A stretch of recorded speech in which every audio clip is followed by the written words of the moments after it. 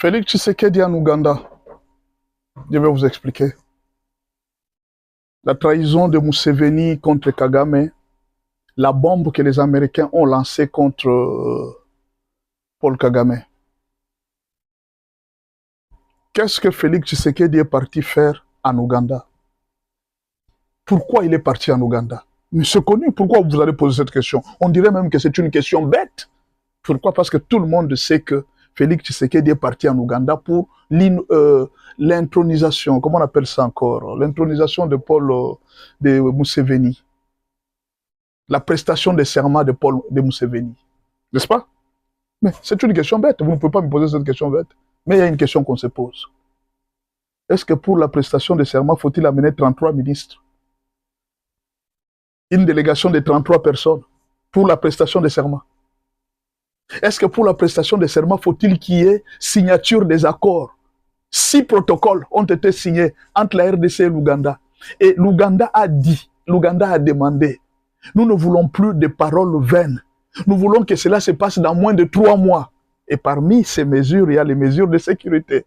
C'est-à-dire, l'Ouganda va s'occuper de libérer Bunagana. C'est la première chose. Pourquoi se faire toujours la guerre? Pourquoi bombarder? Pourquoi ne pas utiliser aussi une autre arme?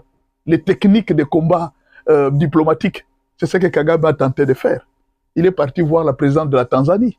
Tshisekedi aussi a fait la même chose. Il a envoyé les gens en Tanzanie pour des coopérations énergétiques.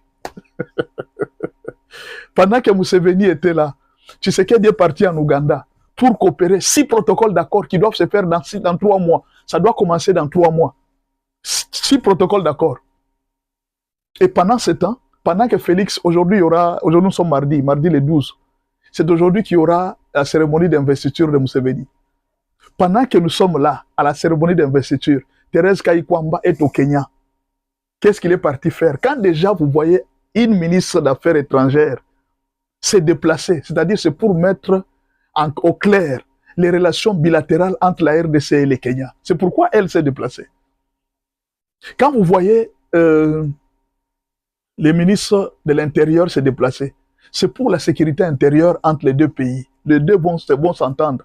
Il dit, moi, mon pays ici, j'ai un problème d'insécurité au niveau de Bunagana, au niveau de Kichanga, au niveau de tout ça. Je voudrais que toute cette voie-là soit libérée. Alors, Chabani et les ministres de l'Intérieur s'entendent et disent, qu'est-ce que nous allons voir qu'est-ce que nous pouvons faire pour dégager cette voie, afin que les marchandises arrivent à Goma, afin que les marchandises de l'Ouganda aillent jusqu'à Kinshasa. Comment est-ce que nous pouvons faire? C'est que ça, la coopération.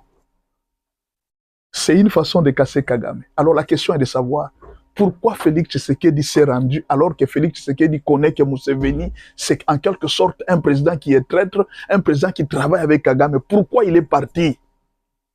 Non, mais Tshisekedi pouvait se dire, il dit non, moi je ne parle pas avec ces gens, je n'ai pas confiance dans ces gens. Pourquoi directement Félix Tshisekedi retourne chez Ruto, en même temps il va chez Ouganda?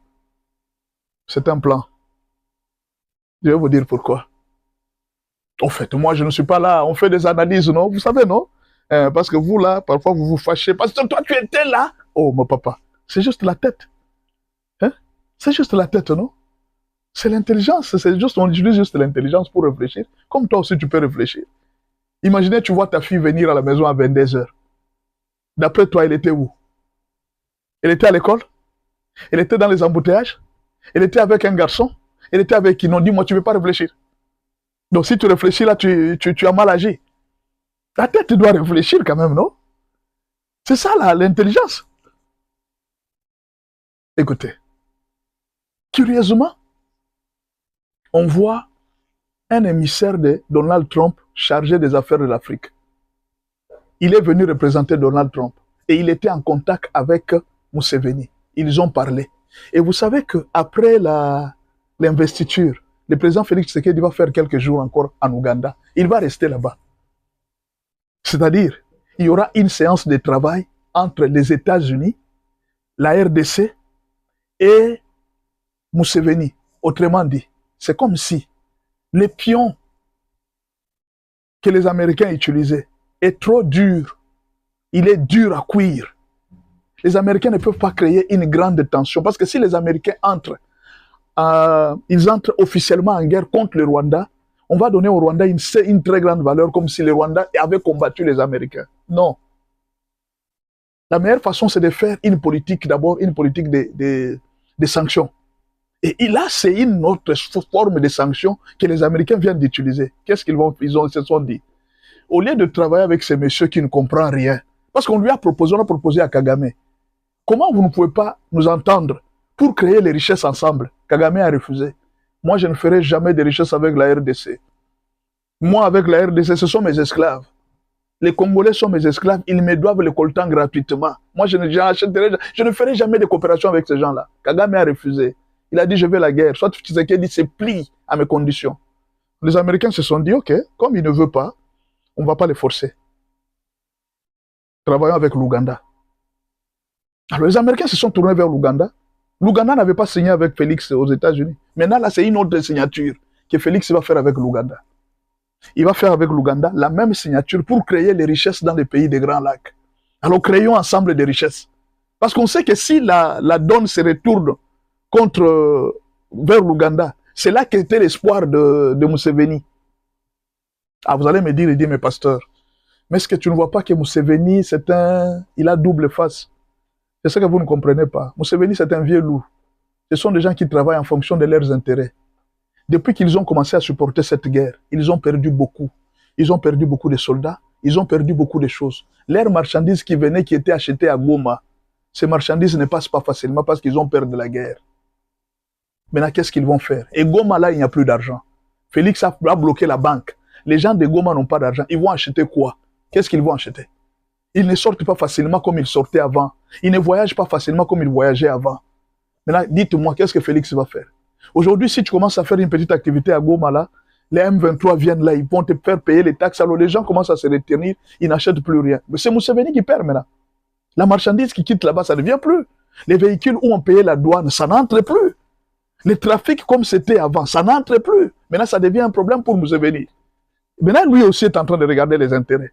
Si je reste avec ces messieurs, je risque aussi de m'appauvrir. Parce que cette guerre, depuis que nous avons commencé, Félix a été ferme. Félix ne veut pas. Maintenant, nous allons perdre des soldats, nous allons perdre de l'argent, nous allons perdre des années. Mon pays va souffrir demain. Mais pourquoi nous ne pouvons pas profiter de l'opportunité que les Américains leur ont donnée? Parce qu'en réalité, ce sont les Américains qui ont dit à Félix d'être là-bas. Parce que nous serons aussi là-bas, nous allons parler avec Museveni. C'est ainsi qu'il y aura une activité, il y aura une tripartite. États-Unis, RDC et Ouganda. Les représentants de Trump est déjà là. Ils vont travailler dessus. C'est pourquoi Félix est obligé de rester après l'investiture. Il restera là-bas. Ils vont travailler là-dessus.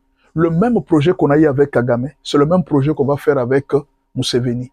Maintenant, on va étendre ça dans les domaines du tourisme, on va étendre ça dans les domaines de sécurité, on va étendre ça dans les domaines économiques, énergétiques, on va étendre ça dans plusieurs domaines. Et Museveni a trouvé une aubaine pour s'enrichir encore, pour avoir l'argent du Congo. Nous aussi, nous avons trouvé une aubaine pour faire sortir nos marchandises, favoriser tous les commerçants de l'Est, là, ils étaient devenus chers. Les Nandés, là, qui étaient forts dans les commerces, l'Ouganda, c'était un endroit terrible pour eux.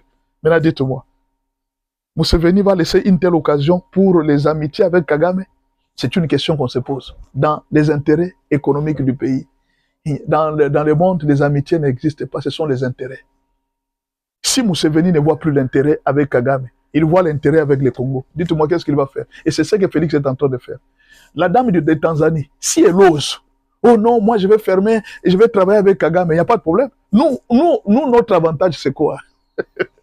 La richesse de la RDC. Nous avons 3 grandes richesses. Nous avons les sols, nous avons les sous-sols et nous avons la population.